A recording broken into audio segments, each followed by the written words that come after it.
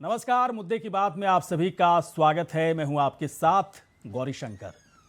जातीय जनगणना को लेकर एक अलग तरह की सियासत हमेशा से अपने देश में रही है। अगर बिहार की बात करें तो वहां पर एक सर्वदलीय बैठक के दरमियान जातीय जनगणना पर मुहर लग गई। इसके बाद ऐसा लग रहा है कि उत्तर प्रदेश यानी कि योगी सरकार के ऊपर भी एक बड़ा प्रेशर बनता हुआ दिखाई दे रहा है। पूरा विपक्ष, खास तौर पर अखिलेश यादव की तरफ से जातीय जनगणना को लेकर बाकायदा डेटा सेंटर की मांग बहुत पहले उठाई जा चुकी है। इस बार बजट सत्र के दरमियान उन्होंने सवाल भी पूछा कि सरकार जातीय जनगणना का डेटा सेंटर बताए, कब बनेगा या कैसे बन रहा है, क्या हो रहा है। वैसे सामाजिक व्यवस्था में जाति और जातीय जनगणना को लेकर एक अलग तरह का जोर, एक अलग तरह की मांग हमेशा से उठती रही है। इसके पहले भी कोशिश हुई, बाकायदा केंद्र सरकार की तरफ से 2011 में जातीय जनगणना कराई गई थी, लेकिन उस सर्वे की रिपोर्ट प्रकाशित नहीं की गई। इसके बाद माना जाता है कि ओबीसी सियासत के लिए जातीय जनगणना इसलिए ज़रूरी माना जा रहा है क्योंकि ऐसा लगता है कि पिछड़े वर्ग की जो आबादी है वो इस वक्त जो दिखाई जा रही है उससे कहीं अधिक है और उसके आधार पर उसे आरक्षण चाहिए, तमाम तरह की सुविधा चाहिए और इसी पर तमाम तरह की राजनीति है। हम बड़ी चर्चा करेंगे, तमाम पार्टियों के मेहमान हमारे साथ जुड़ेंगे, लेकिन पहले एक रिपोर्ट हम आप तक पहुंचाते हैं।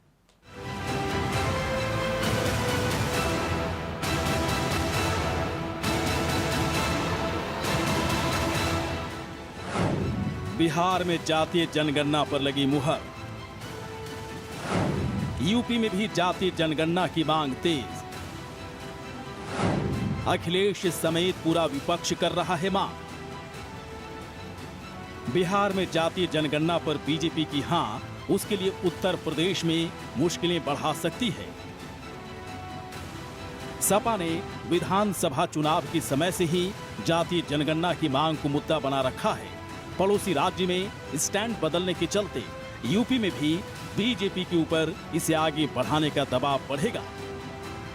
मुझे कोई दिक्कत नहीं, लेकिन अब समय आ गया है कि देश में अल्पसंख्यक पर पुनर्विचार होनी चाहिए कि देश में अल्पसंख्यक की परिभाषा को पुनर्विचारित करने की जरूरत है।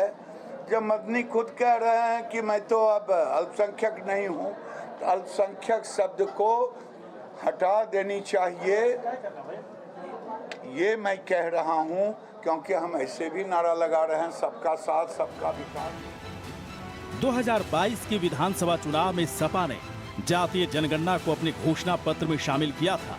सपा सरकार में तो नहीं आई, लेकिन उसने इस मुद्दे को धार देना नहीं छोड़ा। विधानसभा के बजट सत्र में भी सपा मुखिया अखिलेश यादव ने सरकार से पूछा था कि जातीय जनगणना का डेटा सेंटर कब बनेगा। तो मैं अपने पिछले भाइयों से कहूंगा जो वहां बैठे हैं, हमारे भी माननीय सदस्य उठा रहे थे कि जातीय जनगणना हो, क्यों तैयार नहीं आप जातीय जनगणना के लिए? आज टेक्नोलॉजी है, आप बड़ी बड़ी डेटा सेंटर में इन्वेस्टमेंट करवा रहे हैं। आप पे किसानों के 2 करोड़ और 47 लाख लोगों का डेटा है। आप पे शौचालय का 1 करोड़ इतना डेटा है आपके पास और डेटा है। क्यों आपके पास जातियों का डेटा नहीं है? आप जातियों की लड़ाई कराते हैं, जातियों के बीच में नफरत फैलवाते हैं। इसलिए मैं कहता हूं कि हम तो नारा लगा सकते हैं इस बात का कि सोशलिस्टों ने बांधी गांठ, पिछड़े पावे 100 में 60। बताओ हमें सत्ता पक्ष के लोगों में से कितने लोग ये नारा लगा सकते हैं? बीजेपी की सहयोगी अपना दल सोनेलाल भी जातीय जनगणना की पक्षधर है। उसकी मुखिया अनुप्रिया पटेल ने कई बार सार्वजनिक मंच पर कहा कि जातीय जनगणना समय की जरूरत है। वैसे जाति व्यवस्था हमारे देश की सच्चाई है, इससे मुंह नहीं मोड़ सकते, लेकिन इसके सियासी पक्ष ज्यादा मजबूत दिखते हैं। बिहार में जातीय जनगणना पर हां के बाद यूपी में मांग तेज। अखिलेश समेत पूरा विपक्ष जातीय जनगणना की कर रहे हैं मांग। योगी सरकार पर जातीय जनगणना के लिए बढ़ेगा प्रेशर। जातीय जनगणना ओबीसी सियासत का है ट्रंप का। देश में 1931 तक जातीय जनगणना के आंकड़े जारी हुए। आजादी के बाद से सिर्फ SC ST के आंकड़े जारी होते हैं। पिछड़ी जातियों की गिनती जनगणना में नहीं होती है। 2011 में केंद्र सरकार ने सामाजिक आर्थिक जाति जनगणना करवाई थी। 2011 के सर्वे के जातीय आंकड़े लेकिन जारी नहीं हुए। ओबीसी की संख्या के हिसाब से भागीदारी की हो रही है मांग।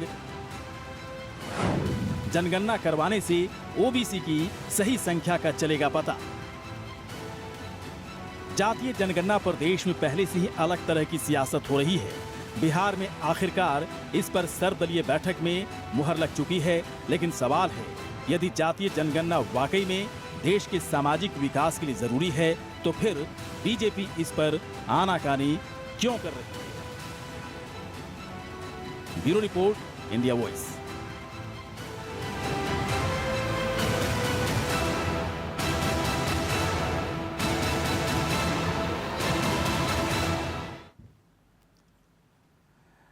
तो वाकई में बड़ा सवाल है कि जातीय जनगणना यदि सामाजिक व्यवस्था को सही ढंग से समझने और समाज में किस वर्ग के, किस जाति के कितने लोग हैं, इसकी सही संख्या पता लगाने की अगर वाकई में इतनी ज़रूरत बढ़ गई है तो क्या बीजेपी सरकार इस बात को समझती है? अगर समझती है तो फिर आनाकानी क्यों कर रही है? क्यों पूरा विपक्ष इस बात को बार बार एक तरह से आरोप के जरिए ही एक तरह से हमले विपक्ष की तरफ से हो रहे हैं कि सरकार चाहती ही नहीं है कि जातीय जनगणना हो? वैसे बिहार की बात करें तो वहाँ पर जातीय जनगणना को लेकर जो सर्वदलीय बैठक बुलाई गई थी उसमें हाँ कह दिया गया, और इसी का एक बड़ा प्रेशर उत्तर प्रदेश में भी दिख रहा है। दिख इसलिए रहा है कि अखिलेश यादव लगातार इस मुद्दे को पकड़े हुए हैं, छोड़ना नहीं चाहते इस मुद्दे को। बाकायदा इस मुद्दे को लेकर उन्होंने बजट सत्र के दरमियान भी पूछा कि डेटा सेंटर का क्या हुआ, क्या जातीय जनगणना को लेकर सरकार गंभीर है या नहीं है। ये तमाम ऐसे सवाल हैं जिस पर हम पूछेंगे। साथ ही साथ अगर कांग्रेस के हमारे साथ जुड़ेंगे तो उनसे भी ये पूछेंगे कि जातीय जनगणना की ज़रूरत कांग्रेस पार्टी को थी या नहीं थी तो कांग्रेस पार्टी ने हम दो हमारे दो का नारा दिया था, उसका क्या फ़ायदा हुआ? जिन लोगों ने इस नारे पर चला, क्या उसे पूरी तरह से जातीय जनगणना के आधार पर अगर उनकी संख्या कम निकलती है तो क्या उन्हें पुरस्कृत नहीं किया जाना चाहिए? तमाम ऐसे सवाल हैं। चलिए, इस वक्त कई मेहमान हमारे साथ जुड़ चुके हैं। डॉक्टर सुनील कौशिक इस वक्त हमारे साथ हैं, वरिष्ठ पत्रकार जुड़े हुए। डॉक्टर सुनील कौशिक, आपका स्वागत है। सवाल सर यही है, क्या वाकई में जातीय जनगणना की जरूरत है देश को? बताइए सर। नहीं, देखो, समय समय पर जो राजनीतिक दल या जनता की जो मांगे होती हैं, मुझे लगता है कहीं ना कहीं से तो मांगे उठती ही होंगी और निश्चित तौर से आवश्यकता महसूस उन जातियों को हो रही होती। तो यदि एक राजनीतिक दल इस बात को मांग करते हैं, कहीं ना कहीं से बातें रखी जा रही हैं, चाहे बिहार के मुख्यमंत्री कह रहे हों, चाहे उत्तर प्रदेश के पूर्व मुख्यमंत्री कह रहे हों, चाहे तमाम कैबिनेट मिनिस्टर कह रहे हों, तो सरकार को मुझे नहीं लगता कि मानने में कोई हर्ज है।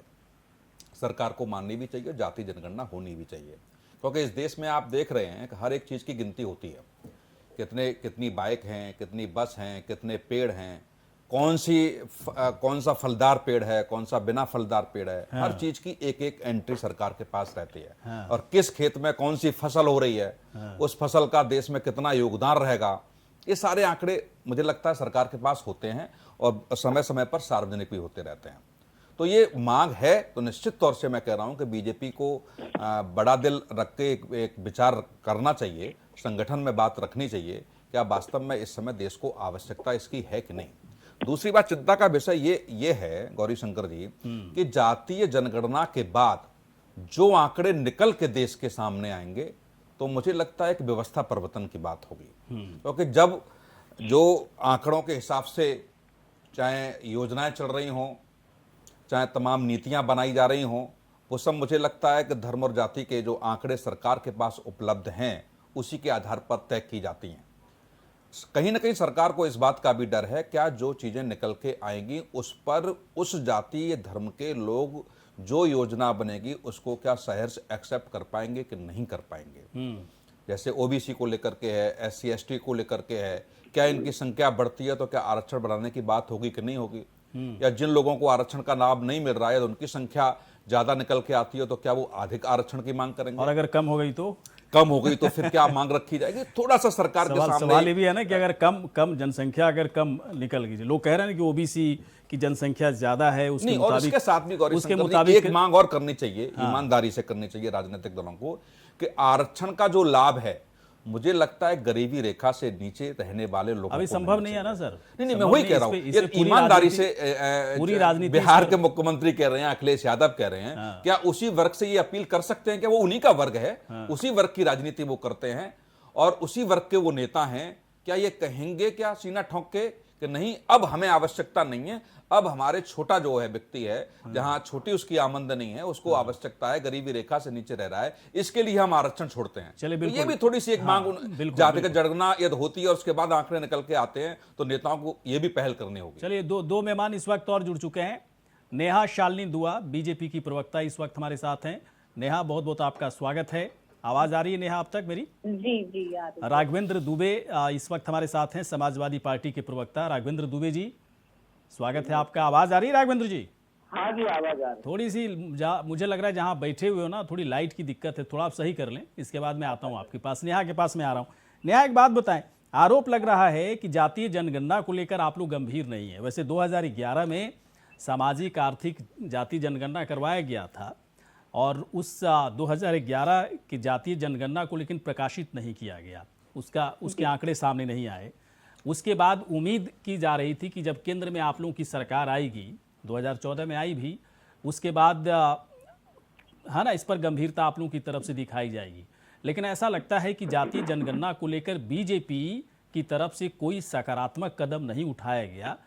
ऐसा क्यों, मैं समझना चाहता हूं कि क्या बीजेपी को किसी तरह का कोई सामाजिक जो समीकरण है वो बदलने के बाद किसी तरह का कोई खतरा दिखता है, या फिर वाकई में आपको लगता है कि इसकी जरूरत ही नहीं है जातीय जनगणना की? बताइए नेहा जी, मुझे लगता है कि एक तरफ हमारे प्रधानमंत्री जी और संघ के जो प्रचारक है बहुत बड़े मोहन भागवत जी, ये चाहते हैं कि देश जातियों में बटा ना रहे, सभी समाज एक हो जाए। हिंदू मतलब हिंदू है, उसकी क्या जाति है क्या है ये मायने नहीं रखता। तो एक तरफ हम बात करते हैं देश को एक करने की, सभी हिंदुओं को एक करने की, लेकिन जो कि जैसे अंग्रेज चाहते थे, आज तक अंग्रेजों ने क्या किया, जातियां बांटी, देश बांटा। और यही रीजन है कि आज की जो विपक्ष पार्टी है उनका काम भी सिर्फ यही रह गया है कि वो कहीं ना कहीं जातियों को बांट के चाहते हैं आपस में भिड़वाना, तभी कुछ उनकी सीटें आ पाएंगी, वरना तो सारी सीटें भाजपा ले जाती है। तो ये जो डर उनके अंदर खा रहा है वो इसी बात का है कि अगर हम जाति के आधार पर लोगों को बांट देते हैं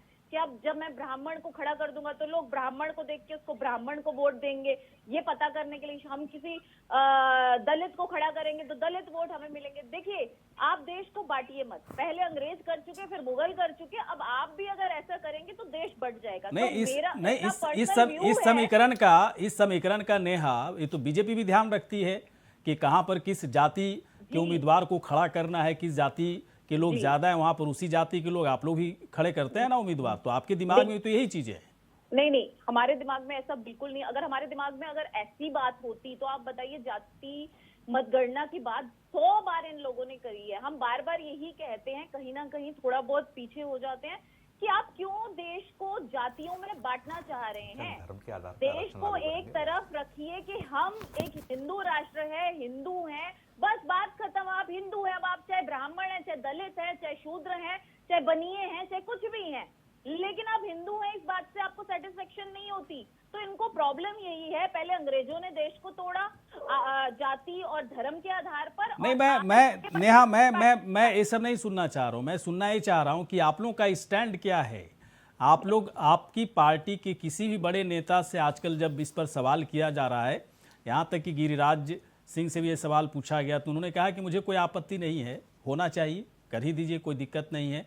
साथ ही साथ उसमें उन्होंने इंक्लूड किया कि सिर्फ जो है जातीय जनगणना में ये चीज़ें ना देखी जाए कि हिंदुओं में कितनी जाति है और अलग अलग जाति कितनी संख्या, बल्कि मुसलमानों को भी इसमें इंक्लूड किया जाए। तो थोड़ा सा स्टैंड बताइए आप। स्टैंड बिल्कुल क्लियर है कि या तो दोनों मतलब आंखों से देखिए या सिर्फ पक्षपात वाली राजनीति अब नहीं चलेगी। जैसे गिरिराज जी की आपने बात बताई, क्योंकि मैंने उनका बयान सुना नहीं इसलिए मैं उस पर कुछ टिप्पणी नहीं करना चाहूंगी। लेकिन मैं यही कहना चाहूंगी कि आप अपनी दोनों आंखों से दोनों धर्मों को बराबर दृष्टि से रखकर अगर जातीय मतगणना कराना चाहते हैं और इसमें सभी की सहमति अगर हुई तो सरकार कहीं ना कहीं ये स्टैंड उसको लेना पड़ेगा। लेकिन जहां तक मुझे लगता है कि सिर्फ कुछ दल हैं जो ये चाहते हैं, जिनको राजनीतिक रोटियां सेकनी है, अदरवाइज तो सारे, कोई भी ऐसा नहीं है जो ये चाहता है जबरदस्ती देश को बांटना कि जाति, ये कौन सी जाति, वो कौन सी जाति, इसकी मतगणना, क्या जरूरत क्या है इस वक्त जातीय मतगणना की। तो फिर बिहार में सर्वदलीय बैठक हुआ है ना, तो वहां पर बीजेपी झुकती क्यों नजर आ रही है? सिर्फ यही मजबूरी है क्या, राजनीतिक मजबूरी है, या फिर आप लोगों को भी लगता है कि जातीय जनगणना जरूरी है? देखिए, मैं बार बार यही कहूंगी कि जातीय मतगणना करवा के अगर देश को बांटना चाहते हैं लोग तो ये गलत बात है। ये मेरा पर्सनल व्यू है। कैसे देश कैसे बटेगा? मैं समझ नहीं पा रहा हूं नेहा, शायद आप समझा नहीं पा रही। देश कैसे बटेगा? देश को पहले ही बांटा जा चुका है, और देश को बांटने के लिए मैं सिर्फ किसी एक राजनीतिक दल को जिम्मेदार नहीं ठहराता। किसी ने धर्म के आधार पर बांटा है, किसी ने जाति के आधार पर बांटा है, लेकिन देश तो है बंटा हुआ। आज आरक्षण को लेकर के कि मुझे इतना आरक्षण चाहिए, मुझे 50% चाहिए, तो मुझे 60% चाहिए, फिर ब्राह्मणों को भी आरक्षण दे दिया गया। तो फिर देश तो पूरी तरह से बटा हुआ है ना, चाहे जाति के नाम पर करें या फिर आरक्षण के नाम पर करें। मैं बस ये जानना चाहता हूं कि बीजेपी जातीय जनगणना को लेकर अपना स्टैंड पूरी तरह से बैकफुट पर क्यों रखी हुई है? ये जरूरी सवाल है।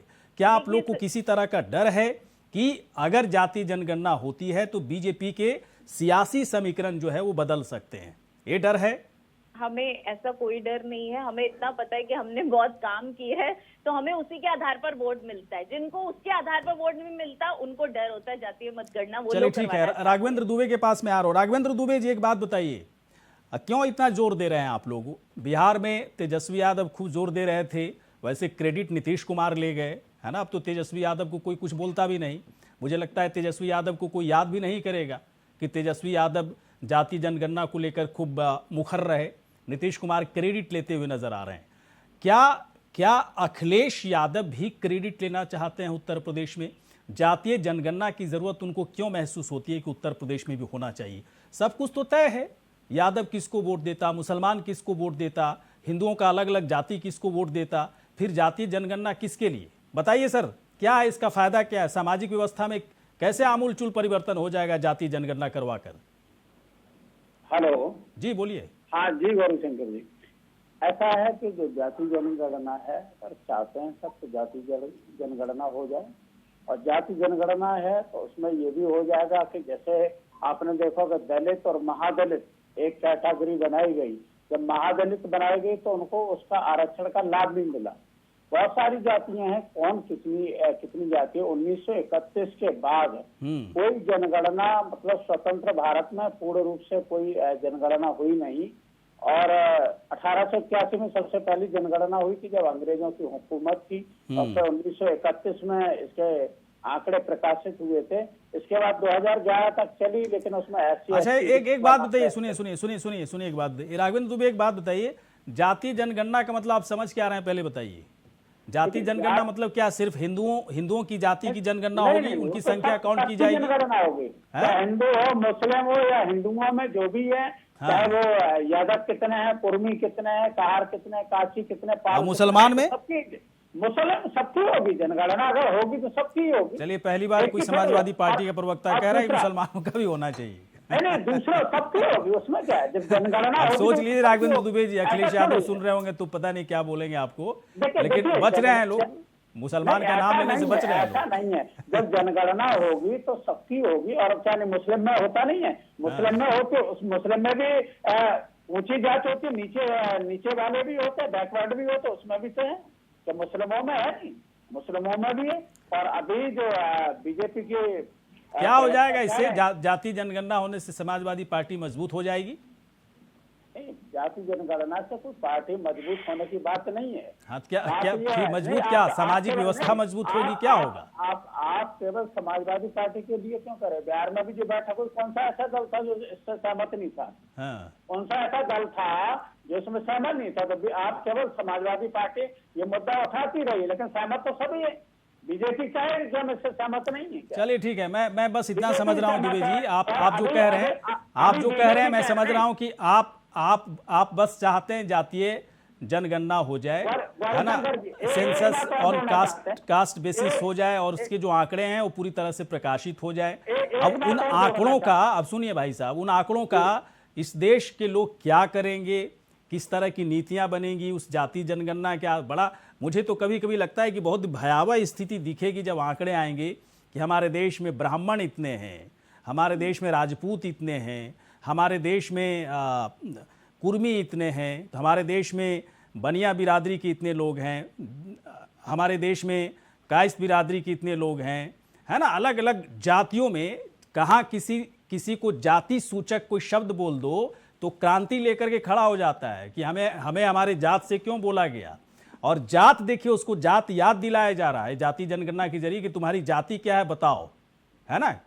ये चल रहा है ना, अभी देश के अंदर चल रहा है ना। किसी को अगर उसकी जाति से बोल दो तो क्रांति खड़ा कर देता, अपनी जाति के लोगों को लेकर के पता नहीं क्या क्या अनाप शनाप फिर बकना शुरू कर देता। लेकिन अब उसे जाति पूछी जाएगी और उसको बताया जाएगा कि आप ये जाति के हो और ये जाति का ये सेंसस चल रहा है तो अपनी जाति बता दो। बहुत मजाक चल रहा है, इससे बड़ा मजाक कुछ नहीं हो सकता है। पता नहीं अब बीजेपी का जो स्टैंड है, आपका जो स्टैंड है, उससे देश की सामाजिक व्यवस्था में कैसे आमूलचूल परिवर्तन होगा, मुझे तो मेरे समझ से बाहर की बात है। लेकिन एक बात मुझे समझ में आ रही है, सुधा मिश्रा के पास में आ रहा हूँ, सुधा मिश्रा स्वागत है आपका। और एक मिनट भाई साहब, एक मिनट, सबको एक बार सबको स्टैंड मिलेगा, फिर मैं आऊंगा काउंटर करूंगा मैं। भाई साहब सुनिए, इसके बाद आते हैं सुभाषपा के इस वक्त प्रवक्ता दयाराम भार्गव जी हमारे साथ जुड़ चुके हैं। भार्गव जी स्वागत है आपका। सुधा जी स्वागत है आपका। आवाज आ रही है मेरी दोनों तक? जी आवाज आ रही है। सुधा जी मैं आपके पास आ रहा हूं। सुधा जी, हम दो हमारे दो के नारे, है ना, कहां से लगे थे? कांग्रेस पार्टी की तरफ से दिया गया था। बहुत ईमानदारी से देश के अंदर इस नारे को लागू किया गया। अब मुझे बताएं, दो सवाल रहेगा एक दूसरे से जुड़ा हुआ, कि जातीय जनगणना को लेकर आप लोगों का स्टैंड क्या है। दूसरी चीज, अगर जातीय जनगणना के बाद वैसी जातियों की संख्या इस आधार पर निकलती है कि हम दो हमारे दो के फॉर्मूले को उन्होंने बहुत ईमानदारी से लागू किया अपनी फैमिली के ऊपर, तो ऐसे लोगों को पुरस्कृत करना चाहिए या नहीं करना चाहिए? क्योंकि यहाँ पर जाति जनगणना इसलिए हो रही है कि जिसकी जाति ज़्यादा होगी उसको, है ना, रिजर्वेशन ज़्यादा मिलेगा, सामाजिक सुविधाएं ज़्यादा मिलेंगी, है ना, सरकारी सुविधाएं ज़्यादा मिलेंगी। तो वैसे लोग जो हम दो हमारे दो के नारे पर पूरी तरह से ईमानदार रहे, वैसे लोगों के लिए क्या, उनके लिए तो एक तरह से सजा हो गया ना जाति जनगणना। अब बताइए सुधा जी। जी नमस्कार गौरी शंकर जी। जो आपने प्रश्न पूछा है और दो प्रश्नों को एक साथ जो मिलाया है आपने जी, एक बात जनसंख्या की थी, आपने लाके उस पे जोड़ दिया। मैं यहाँ पे बस स्पष्ट करना चाहती हूँ कि हमारी बहन अभी बोल रही थी कि देश बट रहा है, बाकी बट रहा है। इनकी सरकार जो मोदी सरकार है, जब मंत्रिमंडल का विस्तार हो रहा था उसमें इन्होंने खुद कहा था कि ओबीसी मंत्रियों की सरकार है। इसके बाद इन्होंने जब ऑल इंडिया कोटे से ओबीसी आरक्षण देने की बात की थी तो खुद का पेट थपथपाया था। मैं पूरी बात कर लूं फिर आप बोलिएगा। यहाँ पे जो बात हो रही है जातिगत जनगणना की, आप जानते हैं कि जो भी आरक्षण की व्यवस्था है वो किस आधार पे है? सामान्य, ओबीसी, एससी, एसटी, ये आरक्षण की व्यवस्था है। तो अगर उसमें ये मालूम चल जाएगा कि कितने % ओबीसी हैं, क्योंकि इसकी कोई गणना है ही नहीं, जो जो जातियां उसमें आती हैं वो उसमें निकल के आ जाएंगी, तो इसमें क्या ऐसा नया होने वाला है? वो तो आपने देश में लागू ही करा रखा है। आरक्षण तो है ही है, ओबीसी का कोटा अलग है, एससी का अलग है, एसटी का अलग है। तो जब ये स्थितियां हो रही हैं उसमें अगर कांग्रेस पार्टी का स्टैंड से आप अलग बात कर रही हैं। जी मैं उसी बात पे आ रही हूँ कि डरने की बात कहाँ से आई, जब आप खुद कहते हो कि हमारा मंत्रिमंडल ओबीसी का है, आप कह रहे हो कि हम सारा काम कर रहे हैं, तो इसमें ये देश बांटने की बात आप खुद, अगर आपके हिसाब से लगता है कि देश बट रहा है, मतलब आप भी मंत्रिमंडल में बैठ के देश बांटने का काम कर रहे हो। यहाँ पे सिर्फ अगर समाजशास्त्रियों की निगाह से देखी जाए तो कितना परसेंटाइल है जो कोटा आप लगाते हो आरक्षण का, वो अगर एक बार सामान्य वर्ग को अगर नहीं जो मिल रहा है, जिस तरह से होता है आप जानते हैं, उसमें जातियां जो आएंगी वो सामान्य वर्ग में जो होंगे वो हो जाएंगे। जो ओबीसी में जो लोग आएंगे, कितना परसेंटाइल उनका आरक्षण का है, प्रतिशत कितना है, बात इसकी होनी है। तो इसमें डरने की जरूरत क्या है? सरकार को, सरकार 10 साल पहले कह रही थी कि जातिगत जनगणना होनी चाहिए, और आज हमारी प्रवक्ता बहन बोल रही है कि नहीं, ये देश को बांटने, मतलब हम दो हमारे दो पे आप आइए, हम दो हमारे दो पे। इसमें बुरा क्या था हम दो हमारे दो में? बुरा ये था कि अब जाति जनगणना हो रहा है ना, तो हम दो हमारे दो वाले तो बहुत ईमानदार रहे, उन्होंने आपकी फैमिली प्लानिंग को पूरी तरह से फॉलो किया ईमानदारी से, अब जातीय जनगणना हो रही है, वैसे लोग जिन्होंने फॉलो नहीं किया गौरीशंकर है ना, जी, उनकी एक फैमिली में बात, 25 लोग जी, हैं गौरीशंकर और जो जी, फॉलो मैं किए इस उनके बात घर पे में 4 आपका लोग उत्तर हैं, देना चाहूंगी तो 4 लोगों को तो सजा हो ईमानदारी- गई ना, सामाजिक व्यवस्था सरकारी व्यवस्था से, बिल्कुल है ना, बिल्कुल महरूम नहीं, हो गए वो। कोई इसमें सजा नहीं हुई है। जिनको ईमानदारी से करना था उन्होंने किया और जिनको स्टैंड- नहीं करना था नहीं, उनके गौरी लिए शंकर हम जी, दो मिश्रा हमारे जी, 5, 7, 8 सुधा रहे, जी, उसमें कोई दो राय नहीं है। सुधा तो जी, उसकी मैं बात यहाँ पे जो सुधा जातिगत जी, जनगणना सुधा के जी। विरोध में हमारी बहन बोल रही थी, मैं उसमें उत्तर दे रही हूँ कि जब आप सरकार में नहीं होते हो तो वो बातें बहुत अच्छी लगती है। नहीं, सरकार एक में आते ही एंकर के देश सवाल का बदलता जवाब है। दे दो, बहन के चक्कर में कहां पड़ी मेरे- सुधा जी। मेरे सवाल का जवाब ही नहीं दे रही सुधा है। जी, गौरी शंकर जी एक पूछना चाह रहे हैं कि जी। जो कांग्रेस का नारा था हम दो हमारे दो, उन परिवारों ने ईमानदारी से पालन किया और उनकी गौरी जनसंख्या शंकर का जी, उस और जो आपका सुन प्रश्न लीजिए है, वो और आरक्षण जनगणना पे नहीं था। में जनगणना जी, में बोल सुन पूरा सुनिए, जनगणना में यदि उनकी जनसंख्या कम होती है तो क्या कांग्रेस उनका स्वागत करेगी क्या? उनको गौरी पुरस्कार शंकर जी, देना आपने चाहिए प्रश्न ना का उत्तर स्वयं दे रहे कि हैं। पहले आप प्रश्न का आपने उत्तर बड़ा सुन बेहतर लीजिए। काम किया। जब हम यहाँ दो हमारे मुझे दो- जो लग रहा है दयाराम भार्गव नहीं, जी, गौरी मुझे शंकर तो जी, लग रहा मुझे मैं आ रहा हूँ, सुन मैं लीजिए थोड़ी देर के बाद आ रहा हूँ। दयाराम नहीं, भार्गव पहले जी, मैं मुझे अपनी तो बात ऐसा को- लग रहा है कि जो हम दो हमारे दो के नारे पर नहीं चला है ना, खुलेआम जनसंख्या को बढ़ाने का कैसी काम बात किया, कर रहे हैं गौरी उसके शंकर लिए जी? जातीय हम दो जनगणना हमारे दो उसके किसी लिए जातीय आरक्षण के जनगणना तहत नहीं बहुत कहा गया। बेहतर तो एक साबित नारा होगा। था जो समस्त और भारतीय नागरिक के लिए था, उसको आप कहाँ आरक्षण से जोड़ रहे हैं? वो सबके पूरा लिए का था, वो पूरा किसी पूरा एक का वर्ग पूरा विशेष के आरक्षण लिए है, नहीं सरकारी था। सुविधाओं नहीं, का नहीं, नहीं, नहीं। सरकारी वो सुविधाओं का फायदा कितने उठाने का एक परसेंट जरिया लोगों बनेगा। को सरकारी मैं आ रहा हूँ सुविधाएं छोटे से ब्रेक के मिलती बाद, है, उसकी बात छोटे करिए। से ब्रेक के बाद दयाराम भार्गव के पास आएंगे, तुरंत हाजिर होते हैं। चलिए ब्रेक के बाद स्वागत है। जातीय जनगणना, क्या फायदे क्या नुकसान, बीजेपी भी कुछ नहीं बता पा रही है, न समाजवादी पार्टी बता रही है, न कांग्रेस बता रही है, लेकिन सभी पार्टियां ये जरूर कह रही हैं कि जातीय जनगणना, जैसे बीजेपी कुछ क्लियर नहीं बता रही है लेकिन बाकी पार्टियां कह रही हैं कि होना चाहिए। अब होना किस लिए चाहिए? क्या अब देश के अंदर यही काम रह गया है कि हमारे देश के अंदर कौन किस जाति का है, कितनी संख्या, यही रह गया, या फिर ये किस तरह का एक वातावरण बनाने की ज़रूरत है जहाँ पर जाति कोई भी हो, धर्म कोई भी हो, सभी को अगर सबका साथ सबका विकास के नारे के साथ अगर बीजेपी चल रही है तो इस नारे में क्या दिक्कत है? बाकी पार्टियों को कोई दिक्कत है? इस नारे के साथ भी चल सकती है, नारा ही तो है, बीजेपी का क्यों समझते हैं मैं बोल सकती हूँ? इसे आप देश के हिसाब से सोचिए। कई मेहमान हमारे साथ जुड़े हुए हैं और चलेंगे इस वक्त सुभाषपा के हमारे साथ जो प्रवक्ता जुड़े हुए हैं, दयाराम भार्गव जी। भार्गव जी, बहुत कोशिश हुई आप लोगों की तरफ से कि ओम प्रकाश राजभर की तरफ से कि योगी सरकार में कम से कम जो सामाजिक व्यवस्था का एक समीकरण आप लोगों की तरफ से पेश किया गया था वो लागू कर दिया जाए। ध्येय यही था ना, आप लोगों का भी लक्ष्य यही था कि हम लोग कम से कम पता लगा सकें कि पिछड़े वर्ग में किस जाति की संख्या कितनी है, उसके आधार पर उसको रिजर्वेशन मिले, सरकारी सुविधा मिले। अब तो देखिए फिर वही राजनीति शुरू हो गई, जिस चीज़ को लेकर के आपने छोड़ा वही राजनीति शुरू हो गई। बीजेपी वहीं खड़ी है, आपका थोड़ा सा इधर उधर मामला हो गया। फिर भी बताइए वो मामला कहाँ तक पहुंचा, आप लोग कहाँ तक उस लड़ाई को लेकर आगे बढ़े? गौरी भाई, बहुत बहुत धन्यवाद। आप आज बार जातिवार जनगणना के लिए चैनल पे आए हैं। इसके लिए देख 1931 से लेकर के हमारे देश की जनगणना जब हम में थे तब अंग्रेजों के द्वारा ये जनगणना कराई गई जी। उसके बाद आपने देखा होगा 1990-91 मंडल कमीशन आयोग की बात आई थी। यही भारतीय जनता पार्टी, जब मंडल की बात आई थी तो भारतीय जनता पार्टी ने कमंडल लेके चल दिया था। वहां पे जो 27% आरक्षण, आप देखिए कांग्रेस हो या भाजपा हो, जातिवार जनगणना से दोनों भागी है। उसको पता है कि अगर जातिवार जनगणना करा देंगे, जिन जातियों को लेकर के चाहे वो कांग्रेस हो चाहे भारतीय जनता पार्टी हो, इस देश में राज कर रहे हैं, उनको ये डर सता रहा है कि इन जातियों का अगर काउंटिंग हो जाएगा तो उन जाति के लोगों को लाभ मिलना शुरू हो जाएगा। कांग्रेस नहीं देना चाहती। सबूत के तौर पे मैं बताता हूँ। आप बताइए, इसी देश में अर्कबंसी एक जाति है, आज तक उसका कोई प्रधान नहीं हुआ है। बिहार है, रजवार है, खरवार है। आपको मैं बताना चाहूंगा, इस तरह के बहुत सारी जातियां, छोटी जातियां पिछड़ी जाति में आती हैं। इन जातियों का कोई ग्राम प्रधान भी नहीं है और ये हर विधानसभा में अच्छी तादाद में इनकी वोट है। ये वोटिंग करते हैं। और मजे की बात 27% आरक्षण में जो वर्गीकरण पिछड़ी जाति ओबीसी को लोगों को हुआ, उसको लेके आदरणीय नेता ओम प्रकाश राजभर जी ने जब बीजेपी के साथ थे, जब बीजेपी के साथ में हम सरकार उत्तर प्रदेश में योगी सरकार में थे, तब इसी समरसता को बनाए रखने के लिए पिछड़ी जाति के कुछ 4-5 जातियों को छोड़ करके बाकी और जातियों को जो पिछड़ी जातियां हैं उनको लाभ गौरी भाई नहीं मिल रहा था।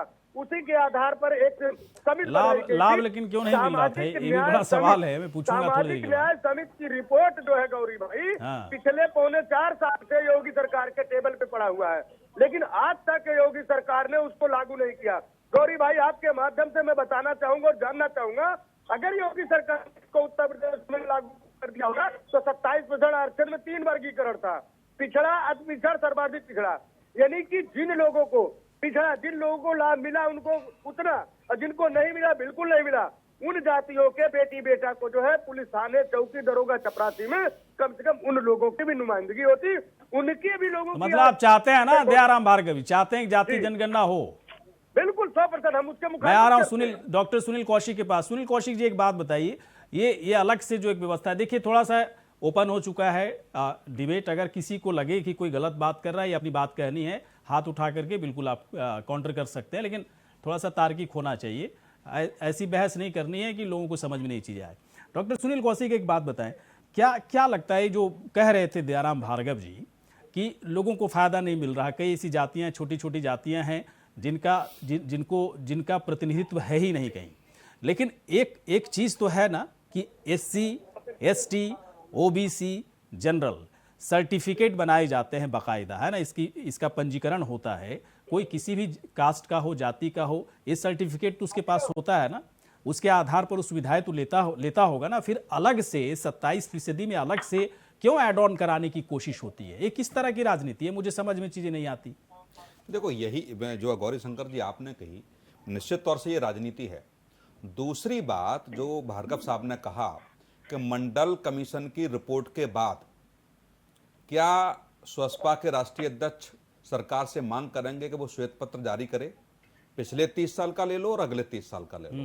क्या मंडल कमीशन की रिपोर्ट आने के बाद जो बड़ा आंदोलन हुआ उसके बाद क्या कुछ बदलाव आए हैं या पहले जैसी स्थिति है? एक चीज। दूसरी, आरक्षण के बाद आज 70 साल से ऊपर 75 साल इस देश को आजाद वो हो गए, क्या आरक्षण के बाद क्या भारत सरकार श्वेत पत्र जारी करेगी कि जिन समुदायों को आरक्षण के आधार पर समानता के रूप में लाने का जो प्रयास भारत सरकार का था, क्या वो आ पाए कि नहीं आ पाए, और नहीं आ पाए तो उसके कारण क्या रहे? तीसरी बात मैं ये कह रहा हूं कि जो भी सामाजिक न्याय समिति की रिपोर्ट की बात उत्तर प्रदेश में हुई, जिसमें इनका संगठन सरकार से बाहर चला गया, वही विशेष मांग थी, क्या उसके लिए केवल यही कहते रहेंगे कि हम भाजपा का स्वागत करेंगे, वो रिपोर्ट लागू कर दे? क्या स्वसपा के राष्ट्रीय अध्यक्ष भूख हड़ताल पर नहीं बैठ सकते हैं? क्या सरकार को घेर नहीं सकते हैं? क्या मुख्यमंत्री का घेराव नहीं कर सकते हैं? क्या? और दूसरी बात, अभी विधानसभा सत्र चला, किसने कहा? किसी विधायक ने कहा कि जो सामाजिक न्याय समिति की रिपोर्ट मुख्यमंत्री की टेबल पर पड़ी हुई है उसको लागू कब किया जाएगा? तो ये केवल राजनीतिक बातें हों, सबसे अच्छी बात है कि जिस समुदाय का आप राजनीति कर रहे हैं उसमें कम से कम स्पष्टता से चीज आनी चाहिए ना, कि आपने मंडल कमीशन का जब आंदोलन चला बहुत विरोध हुआ, बहुत अच्छी बात है, और वो मंडल कमीशन की रिपोर्ट लागू हो गई। क्या 30 साल हो गए ना इस बात को लेकर के? क्या जो चाह रहे थे आप वो उसमें कामयाब मिल पाए कि नहीं मिल पाए? क्या आखिर में कि वो जो 30 साल पहले था वो अभी भी है? क्या जो समुदाय आज की स्थिति में जो गांव या दूर दराज में जो लोग हैं, तो क्या उनको उसके आधार पर जो समानता की बात सरकार कर रही थी या जो लोग आंदोलन कर रहे थे, क्या वो समानता पे खड़े हो पाए कि नहीं हो पाए? मैं आ रहा हूं, ये सवाल मैं थोड़ा सा और अच्छे समझने के लिए नेहा के पास में आ रहा हूं। नेहा, एक बात बताएं, क्या वाकई में, ठीक है आपका एक स्टैंड समझ में आया कि आप लोग नहीं चाहते कि जातीय जनगणना के आधार पर देश का बंटवारा जाति के आधार पर हो। अच्छा, इससे अच्छा विचार कुछ नहीं हो सकता है, लेकिन क्यों ऐसा लग रहा है कि बीजेपी इस मुद्दे पर बहुत ही प्रेशर फील कर रही है, दबाव में आ चुकी है, चाहे ना चाहे जातीय जनगणना के लिए ओके करना पड़ेगा?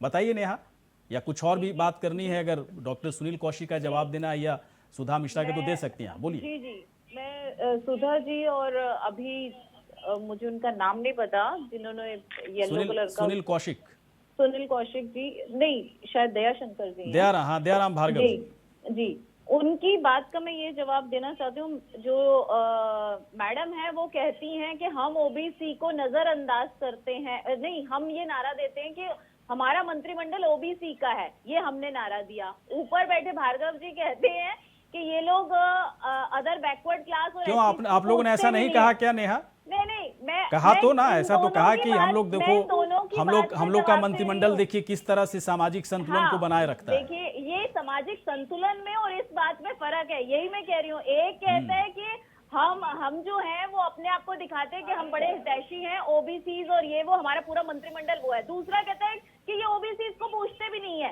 ना ये एससीज को पूछते हैं। तो पहले तो विपक्ष पार्टियां डिसाइड कर लें कि हम किसको पूछते हैं और किसको नहीं पूछते। सिंपल सी बात है, हम सबको पूछते हैं, और जो देश को बांटना चाहता है जातियों के आधार पर, हम उसको नहीं पूछते। जो देश को एक रखना चाहते हैं, अब कई ऐसी जातियां हैं, जयशंकर जी आप बताइए, कई ऐसी जातियां जो बहुत कम निकलेंगी, उनके ऊपर कितना प्रेशर पड़ जाएगा। वो बेचारे कहाँ जाएंगे, कहाँ अपना मुंह छुपाएंगे अगर लोगों के अंदर एक आपसी हीन भावना आ जाएगी। ये तो कम जाती है, इसके ऊपर प्रेशर, इसके वोट आए ना आए हमें कोई फर्क ही नहीं पड़ता। तो यहाँ सारी ये चीजें बड़ा जो सवाल, हैं, ये बड़ा सवाल यहाँ यहाँ आप उठा सारी- रही है जी, तो यहाँ जो सारी चीजें क्या भार्गव जी, वो क्या सिर्फ जवाब देना चाह रहे हैं आप?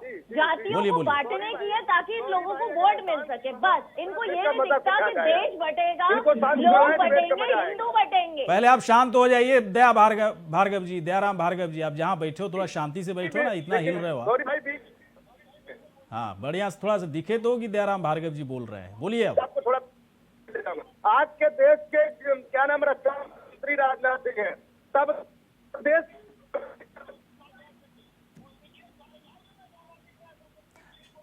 किस तरह खाने में जाके बैठे हो दयाराम भार्गव जी?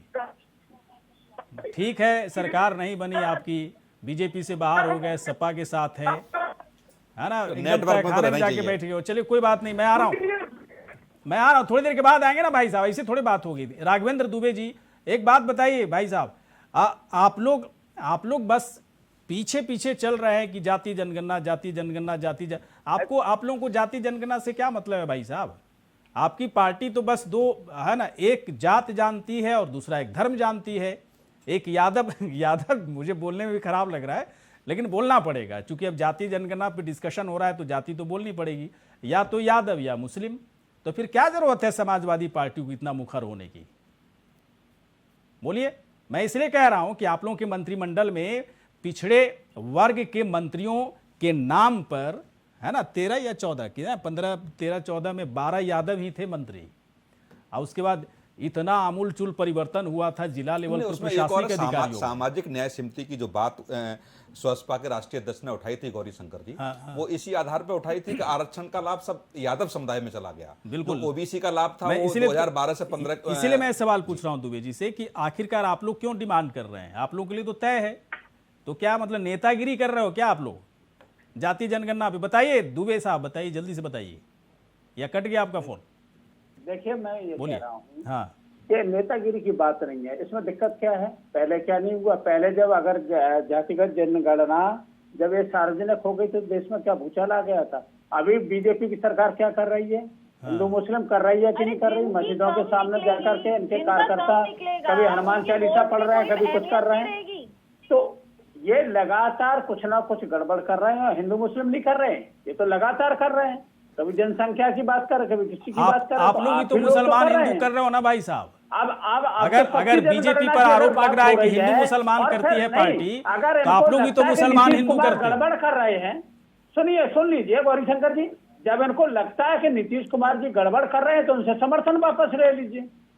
उन्होंने तो सार्वजनिक मीटिंग बुलाई है, तो क्यों नहीं समर्थन वापस लेते? अगर वो गड़बड़ कर रहे हैं, देश के साथ खिलवाड़ कर रहे हैं, वो तो अगर वो कर रहे हैं तो आप सबसे पहले उनसे समर्थन वापस लीजिए। अरे ये दोनों साथ एक साथ नहीं चलेगा कि आप एक तरफ उनके साथ समर्थन भी है, सरकार के मजे ले रहे हैं, दूसरी तरफ ये बता रहे हैं ये कृत्य सही नहीं है, द्विवेदी जी, तो फिर नीतीश कुमार के साथ आप हैं क्यों? द्विवेदी जी, एक छोटा सा सवाल आ गया इसी समर्थन वापस को लेकर के जी, कि स्वसपा ने तो ये आरोप आपकी सरकार पर लगाया था, आपके दल पे लगाया था कि आरक्षण का फायदा ओबीसी का सब एक ही समुदाय ले गया, और इसी बात को लेकर के आपके दल के साथ स्वसपा की लड़ाई थी। आज आप दोनों एक अलग क्यों नहीं हो जाते इस पर? ऐसा है। सुनिए, उसका मैं जवाब दे रहा हूँ। क्या जवाब दीजिए, बोलिए। हाँ, मैं ये जवाब दे रहा हूँ इसका। एक सेकंड, हमारा वीडियो, हाँ वो अभी सब कुछ गड़बड़ होगा सर, वीडियो ऑडियो सब गड़बड़ होने लगेगा अभी। नहीं नहीं नहीं, अभी गड़बड़ कुछ नहीं होगा, सब ठीक कर देंगे, चिंता न करो आप। तो जवाब दीजिए ना, बड़ा अच्छा सवाल बोलिए बोलिए, आवाज आ रही है। आप पैरवी जो कर रहे हैं, इसलिए बता रहा हूँ कि हमारे में अगर हो गया तो बीजेपी की सरकार है, बताए कि कहाँ गड़बड़ हुई है। एक रखना पैरवी होता है। नहीं नहीं, ये नहीं है जो आपने समर्थन वापसी की कही द्विवेदी जी। मैं कह रहा हूं कि जिस दल ने आपकी सरकार में विरोध किया, तमाम ऐसे आरोप लगाए थे उस समय, तो आज आप दोनों लोग एक हो गए हैं, तो कम से कम वो विचारधारा अलग थी ना। आरोप लगाए वो मेरे साथ आ गए, जिन्होंने आरोप लगाए उन्हें, इसका मतलब ये हो गया कि हमने गड़बड़ नहीं किया था हमारी सरकार में, इसलिए वो हमारे साथ हो गए। स्वसपा ने सामाजिक न्याय समिति की रिपोर्ट की मांग इसलिए की थी कि अखिलेश यादव सरकार पर ये आरोप थे कि ओबीसी का आरक्षण कुछ जातियां खा गई, इसलिए 3 विभागों में बांटा जाए, पिछड़ा, अति पिछड़ा और बहुत पिछड़ा। मौसेरे भाई, वो वाली ये सवाल मैं दयाराम भार्गव जी से पूछ लेता हूँ। दयाराम भार्गव जी, दयाराम भार्गव जी, आवाज आ रही है? 102 नंबर पे है। अब आपसे बात नहीं हुई तो एक सवाल और बनता है सर आपसे। रुकिए दुबे जी, आप नहीं जवाब दे पाए ना इसका, देखिए दयाराम भार्गव जी देंगे। भार्गव जी, आप अखिलेश यादव की पार्टी पर ही आरोप लगाए थे कि सारा ओबीसी का आरक्षण तो यादव सब है ना, यादव सब खा जाते हैं, यादव जाति के लोगों को फायदा हो जाता है, हम लोगों को कोई फायदा नहीं है। बीजेपी छोड़ करके है ना एकदम से फरार हो गए, फिर एकदम से अवतरित हुए और मालूम चला कि अखिलेश यादव के साथ दिख रहे हैं। क्यों दिख रहा है? इतना विरोध था अखिलेश यादव का इसी मसले पर, फिर अखिलेश यादव के साथ क्यों? देखिए गौरीशंकर भाई, राजनीति में कभी भी किसी की जो है जानी दुश्मनी नहीं होती है। ये सब डायलॉग चेंज कीजिए भाई साहब, ये सब डायलॉग चेंज कीजिए। राजनीति में कोई दुश्मन नहीं होता, कोई दोस्त नहीं होता, ये सब चेंज कीजिए, है ना। आज समय बदल चुका है, जो दोस्त है वो दोस्त है और जो दुश्मन है वो दुश्मन है। मैं अगर राजनीति में आऊं ना भाई साहब, तो जो मेरा दोस्त है वो दोस्त है, जो दुश्मन है दुश्मन है, बस। दुश्मन है तो लड़ूंगा एकदम से दुश्मन की तरह, दोस्त है तो दोस्त की तरह उसका हेल्प करूंगा। राजनीति से क्या मतलब है भाई साहब, है ना। उल्टा पुल्टा बात आप लोग दिमाग में रखे हो और जनता को गुमराह करते रहते हो।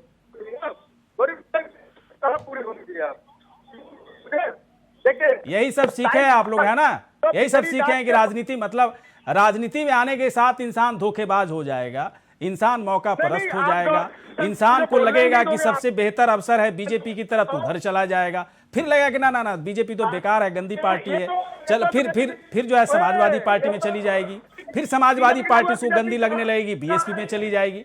ये मौका परस्त किसको सिखा रहे हो भाई साहब दयाराम भार्गव जी? ये मौका परस्ती ना, अब देश की जनता नहीं, देश की जनता को अब डाइजेस्ट नहीं होता है ये सब चीजें। मैं कह रहा हूं कि जो मेरा दोस्त है वो दोस्त है, जो दुश्मन है वो दुश्मन है। पीडीपी के साथ बताइए दयाराम भार्गव जी, आपकी आवाज ही कट जाती है, क्या बात करूं। सुधा मिश्रा के पास में आ रहा हूं। सुधा मिश्रा जी बताइए,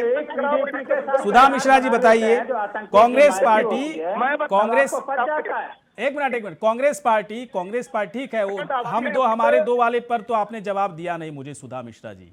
आप लोगों को तो जातीय जनगणना के बाद पता नहीं कितने लाख अवार्ड हाथ में लेकर के बैठना पड़ेगा कि फला जाति, ब्राह्मण जाति के लोगों ने हमारे दो को फॉलो किया, राजपूत जाति के लोगों ने हमारे दो को फॉलो किया, है ना। कुछ और जातियों ने फॉलो किया, कई जातियों ने फॉलो नहीं किया। अब एक सर्टिफिकेट बना के देना पड़ेगा आप लोगों को ना। आपकी जाति के नाम पे जाति के नाम भी इतना गंद फैला दिया आप लोग दयाराम भार्गव जी, है ना। जाति के नाम इतना गंद फैला रखे हो ना, इतना गंद फैला दिया आपने देश के अंदर, है ना। ये जाति वो जाति, ये जाति वो जाति, जाति नहीं हो गया जैसे लग रहा है ना, देश का ढिंढोरा हो गया वो, है ना। बिना पेंदी का लोटा हो गए भाई साहब, बिना पेंदी का लोटा हो गया।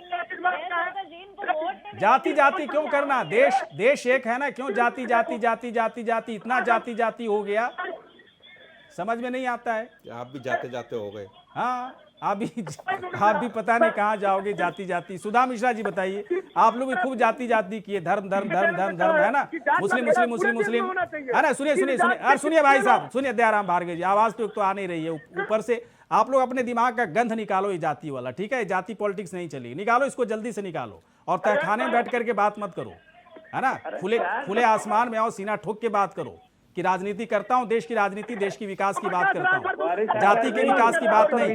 राघवेंद्र दुबे, आप तो बिल्कुल चुप रहो भाई साहब। आप लोगों ने इतना गंद तो फैला ही नहीं सकता कोई जाति के नाम पर।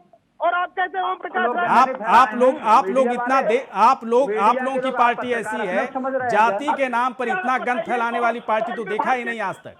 सुभाषपा भी उसी लाइन में है, समाजवादी पार्टी उसी लाइन में है, बसपा का भी वही हाल है, बिहार आ जाइए तो राजद का वही हाल है, और बीजेपी के ऊपर भी आरोप लगा ही रहे हो कि ये लोग भी फैला ही रहे हैं। चमचागिरी कर रहे हो गौरीशंकर जी, कैसे शर्म नहीं आती आपको? चमचागिरी कर रहे हो आप बीजेपी की, तो आपको शर्म आती कि नहीं आती? आपको शर्म आनी चाहिए राघवेंद्र दुबे जी। समाजवादी पार्टी जैसे है ना, समाजवादी पार्टी में प्रवक्ता हो दुबे हो करके, अरे क्या शर्म आनी चाहिए।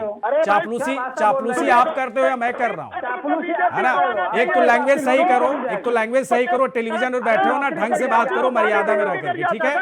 मर्यादा में बात करो। राघवेंद्र दुबे मर्यादा में बात करो, टेलीविजन पे आए हो ना, मर्यादा में बात करो, है ना? चापलूसी शब्द जो है ना, चापलूसी शब्द अपनी पॉकेट में रखा करो। ये सब मैं आ रहा हूँ, सुधा मिश्रा के पास आ रहा हूँ, एक मिनट रुकिए भाई साहब, एक मिनट रुकिए दयाराम भार्गव जी, एक मिनट। राघवेंद्र दुबे मर्यादा से बाहर मत जाओ, चापलूसी अपनी पॉकेट में रखो आप, ठीक है? और ढंग से बात करो, ढंग से और तमीज से बात करो, सिखाया नहीं समाजवादी पार्टी ने आपको, समाजवादी पार्टी नहीं सिखाया कैसे बात किया जाता है टेलीविजन पर बैठ करके, है ना? चापलूसी और पता नहीं क्या क्या, यही सब सीखते हो। एक मिनट रुक जाओ, एक मिनट भाई साहब, रुकिए भाई साहब, रुकिए। हो गया, बहुत सुने, इससे ज्यादा चापलूसी तो बहुत छोटा शब्द है मेरे लिए। आप लोगों ने बहुत कुछ बोला है मुझे। सुधा मिश्रा के पास आ रहे हैं। सुधा मिश्रा जी, एक बात बताइए, हमारे दो वाले पर तो कुछ बयान नहीं आया आप लोगों की तरफ से, ये सर्टिफिकेट बना के रखोगे नहीं रखोगे? ये बताओगे ना कि फला जाति के लोगों ने हमारे दो के नारे को फॉलो किया, कांग्रेस उसको पुरस्कृत कर दी। बताइए। जब आप इंटरप्रेट कर रहे हैं दोनों बातों को एक साथ, तो दोनों बातों को एक जगह रखने की जरूरत नहीं है, क्योंकि हमारे दो पूरे भारतीयों के लिए था। वहाँ पे जाति और आरक्षण की बात ही नहीं थी, तो उसको वहाँ पे मत जोड़िए आप। हाँ। किसने माना किसने नहीं माना, ये सामाजिक संरचना है, उसकी बात करने की हमें जरूरत नहीं है। सरकार ने स्पेसिफिकली किसी से नहीं कहा था कि तुम मानो, तुम हम और दो हमारे दो। आप सभी जानते हैं कि ये जो स्लोगन था, ये समस्त भारतीयों के लिए था, सरकारी नौकरी और उससे जो लाभ ले रहे थे उनके लिए था। यहाँ पे जातिगत कोई बंटवारा नहीं किया गया था, जितना मैं और आप सब इस बात को जानते हैं। तो इसको यहाँ पे जातिगत जनगणना में लाके जोड़ने की कोई भी जरूरत नहीं है। हम जोड़ने को हर बात को हर जगह जोड़ सकते हैं, लेकिन जो सच में सामाजिक प्रवंचना का शिकार है, क्या सच में जो हमारी बहन कह रही थी कि हम ओबीसी को हमारे बाद हम अपने पार्लियामेंट में जगह दे रहे हैं, क्या सच में सभी ओबीसीओं को मिलता है? क्या सिर्फ अर्थ के आधार पे जो आगे हैं आप उनको जगह नहीं दे रहे हो? जिनको जरूरत थी, जिस सामाजिक समरसता की हम बात करते हैं, अगर वो उनको नहीं मिल रहा है, और अगर हम करवा लेते आरक्षण के नाम पे, तो इतना बंटवारा हुआ ही हुआ है। हम 10 का फॉर्म भरते हैं, उसमें ब्राह्मण, ठाकुर, क्षत्रिय, कुर्मी, चमार सब लिखा होता है। उसके बाद भी आप कैसी बात कर सकते हैं कि हम आरक्षण नहीं दे रहे हैं, कर नहीं रहे हैं? यहाँ पे हम दो हमारे दो कैसे आ सकता है? जो बात आपको जन्म लेने के बाद आप आधार कार्ड बनवा रहे हो, पैन कार्ड बनवा रहे हो, आपने ब्राह्मण लिखा है, आपने क्षत्रिय लिखा है, जब आप उस तरह से बना ही रहे हो अपने देश में, ये कोई नई बात तो है नहीं। तो अभी किस बात का डर है? अगर वो जातिगत आधार पे हो भी जा रहा है, क्योंकि आरक्षण की व्यवस्था आपने वैसी की है। अगर सच में इतनी आपको ईमानदारी दिखानी किसी चीज के लिए, तो जरूरत है कि आप अर्थ के आधार पे उसको करने का संयोजन करो, क्योंकि ऐसा नहीं कि ओबीसी सब धनी है या सब ब्राह्मण धनी है। हर वर्ग में सामान्य हो, चाहे ओबीसी हो, चाहे एससी हो, चाहे एसटी हो, यही सवाल मैं उठाना चाहता हूं। लेकिन क्या सुधा मिश्रा, आपकी पार्टी कांग्रेस पार्टी इस बात को खुलेआम कहेगी? बिल्कुल, वो पार्टी कहेगी जो ज्ञानवापी, एक मिनट सुनिए, जो ज्ञानवापी के मसले पर एक्ट ले आती है, मंदिर के पुजारियों से बिना पूछे, है ना, मस्जिद के मौलानाओं से बात करके एक्ट ले आती है। राजनीति हमेशा वर्तमान की होनी चाहिए। वर्तमान में सामाजिक जरूरत है, उसकी हमें बात करनी चाहिए। और सबको मालूम है, चाहे एससी हो, एसटी हो, ओबीसी हो, आज भी सामाजिक प्रवंचना का शिकार है। तो हमें डर किस बात का है? अगर जातिगत आधार पर जनगणना होती भी है, तो दिक्कत किस बात की है? हाँ, दिक्कत किस बात की? दिक्कत यही है ना, यही तो दिक्कत हो रही है कि कई पार्टियां चाहती है नहीं हो, कई पार्टियां चाहती है कि हो, लेकिन देश क्या चाहता है? देश क्या चाहता है, कोई किसी से नहीं पूछेगा। नेहा, आप क्या बोल रही हैं? बोलिए, बात पूरी कीजिए, इसके बाद मैं यही बोलना चाहती हूँ। एक मिनट बोलूंगी मैं, सिर्फ एक मिनट। आपने जो प्रश्न किया है, आपके पत्रकारिता को मैं हमेशा अप्रिशिएट करती हूँ कि आप जैसा पत्रकार अगर देश को मिले तो वाले प्रश्न समझ में आएंगे, लेकिन जब प्रश्न को हम बहन मैं बोल लूँ फिर आप बोलिएगा, आप बोल लीजिए। पूछा इसीलिए मैंने बोला है। एक मिनट ने आज एक मिनट थोड़ा मेरी तारीफ हो रही है, मैं सुनना चाहता हूँ। बोलिए सुधा जी, बोलिए। मेरे जैसा पत्रकार अगर मुझे बोलने देंगी तो मैं अपनी बात कह पाऊँ। मैंने आपसे कहा कि जब पत्रकारिता अगर कोई प्रश्न खड़ा करती है तो आप जानते हैं प्रश्न हमेशा पक्ष विपक्ष दोनों से होना चाहिए और दोनों की राजनीतिक लाभ कितने हैं इसको भी देखना चाहिए। अगर हम प्रश्न कोई उठा रहे हैं उसमें क्या वजह है कि नहीं हो सकता और क्या वजह है कि हो सकता है, अगर बहस का मुद्दा ये हो तो शायद बातें बेहतर निकल के आएंगी और राजनीति वर्तमान में की जाए तो हमारा भविष्य बेहतर हो सकता है। क्या हुआ कैसे हुआ की बात न करके आप जानते हैं पिछले जातीय जनगणना पर राजनीति ज्यादा है, इसमें फायदे कम दिख रहे हैं और नुकसान ज्यादा। नुकसान इसलिए है कि इसमें राजनीति ज्यादा है। नेहा बात पूरी कीजिए, नेहा बात पूरी कीजिए। शंकर जी, मैं यही कर्टसी रखूंगी, मैंने चुप करके उनकी बात सुनी है। जब ये बात करती हैं सामाजिक समरसता की, तो मैं ये कहना चाहूंगी जब सभी जातियां और सभी जातियों के लोग एक मंत्रिमंडल में होते हैं जो भाजपा में हैं, तो उसे कहा जाता है सामाजिक समरसता, न कि हम किसी एक को ही, चाहे वो बिल्कुल क्यों नहीं, यहाँ ब्राह्मण भी है, यहाँ बिल्कुल आप गलत बोल रहे हैं, यहाँ ब्राह्मण भी है, व्यक्ति को लेके आए हैं आप, यहाँ पर हर किसी के यहाँ वंचित व्यक्ति चुनाव लड़के वहां तक पहुंच जाए। बातें मत करिए ऐसे। डॉक्टर सामाजिक जातीय जनगणना पर बड़ा मामला कर रहे हैं। क्या सालनी जी इसी कमरे में बैठ के सामाजिक नेहा जी क्या कांग्रेस की सरकार में नहीं थे क्या? वाले अगर कमरे में बैठे नेहा जी, नहीं पता, लेकिन आप देश को बांटना चाहते हैं सिर्फ जाति के आधार पर। बांटना आप लोग चाहते हैं, उन्माद फैला के, आक्रोश फैला के। बिल्कुल, आप लोग ऐसे व्यक्ति हैं जो बुजुर्ग हुए माता पिता को इस तरह दिखा रहे हैं, इसमें होना ही नहीं चाहिए, क्योंकि जनता आपकी ऐसे लोग आप लोग नहीं हैं। करती। ये कहते हैं लड़की हूँ, लड़ सकती हूँ और अपने लड़कियों से पैसे आपको इसमें ईमानदारी से खुश होना चाहिए, क्योंकि आपके मंत्रिमंडल में कितने प्रतिशत स्त्रियां हैं, आप जवाब दे सकती हैं। चलिए ठीक है, ऐसे नहीं काम होगा। मैं एक सवाल सुनील के पास, इसके बाद मैं राघवेंद्र दुबे के पास आऊंगा।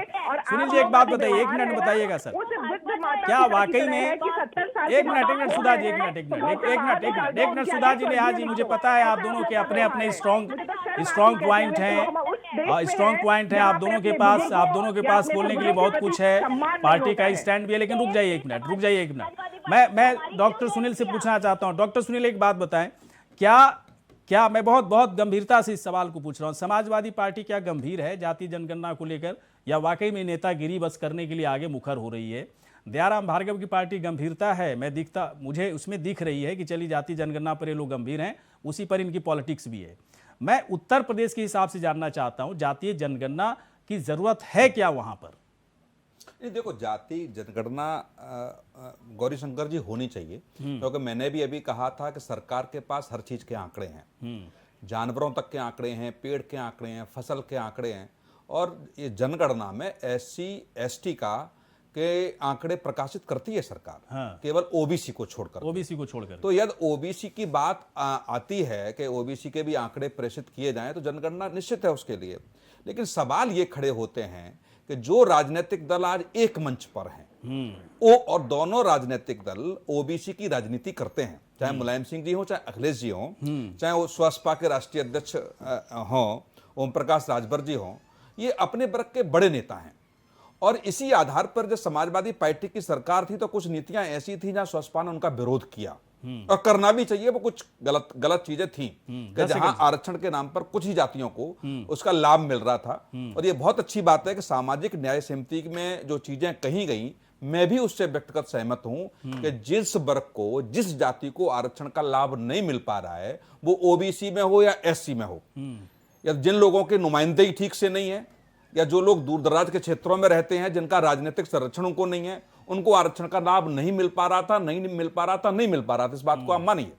यदि वो स्वसपा के राष्ट्रीय अध्यक्ष ने उठाया मुद्दा, बहुत जायज मुद्दा था, लेकिन उस सामाजिक न्याय समिति की रिपोर्ट क्यों लागू नहीं हो पा रही है? क्यों दोनों राजनीतिक दल? क्या डॉक्टर सुनील ऐसा नहीं लग रहा है कि बिहार वाला मसला यहां भी दिखेगा? मुद्दा बिल्कुल दिखेगा, बिल्कुल दिखेगा। मुद्दा बहुत पहले उठाया गया, सुभाषपा की तरफ से क्रेडिट लेने की कोशिश में है राघवेंद्र दुबे की पार्टी, समाजवादी पार्टी। बताइए दुबे जी, क्रेडिट लेने की होड़ में है या वाकई में सीरियस हैं आप लोग? तेजस्वी यादव की तरफ से उठाया गया, नीतीश कुमार क्रेडिट ले रहे हैं। यहाँ पर भी लग रहा है ओम प्रकाश राजभर की तरफ से उठाया गया था मुद्दा, अखिलेश यादव इस पर ज्यादा मुखर हो रहे हैं, क्रेडिट लेने की होड़ में है वो। पहले आपने शायद अखिलेश जी को सुना नहीं होगा, चुनाव के समय भी पहले भी लगातार वो ऐसे करते रहे। बहुत पहले भी उन्होंने कहा कि यहाँ पर जातीय जनगणना होनी चाहिए, पता लगे किसकी संख्या कितनी है, और उस अनुपात में बहुत सारी जातियां ऐसी भी हैं, जातियों की जब जनगणना होगी तो जो पिछड़ी जातियां हैं, अति पिछड़ी जातियां हैं, उनमें बहुत सारी जाति हो सकता है उनको आरक्षण का पूर्णतः लाभ न मिल पाया हो, और उनसे सक्षम जातियां आरक्षण का लाभ ले गई हों, तो ये जरूरी है कि ऐसी जातियों की जनगणना हो और उनको लाभ मिल सके जो वास्तव में उसके हकदार है। और हकदार सब में है, मैं ये नहीं कहता हूँ कि पिछड़ी जातियों में अगड़ों में नहीं, अगड़ों में भी बहुत सारी हैं। सबकी जब जनगणना होगी अब जागे ना आप लोग अगड़ों के लिए, आधार बनाए अगड़ों के लिए तो अब जागे। पहले तो अगड़ों की राजनीति थी ही नहीं, पिछड़ों की राजनीति थी। पिछड़ों को आप लोगों ने और पिछड़ा कर दिया, तभी तो सुभाषपा खड़ी हुई ना। जब पिछड़ों को और पिछड़ा कर दिया गया तो सुभाषपा खड़ी हो गई। हर जगह ऐसे ही है, जहां दलितों को बहुत ही बेकार हालत में पहुंचा दिया गया, वहां महादलित भी खड़े हो गए। अलग अलग, चलिए सब लोग यहाँ पर आए, बहुत बहुत धन्यवाद, शुक्रिया। इसी के साथ हमारे खास कार्यक्रम में इतना ही। नमस्कार।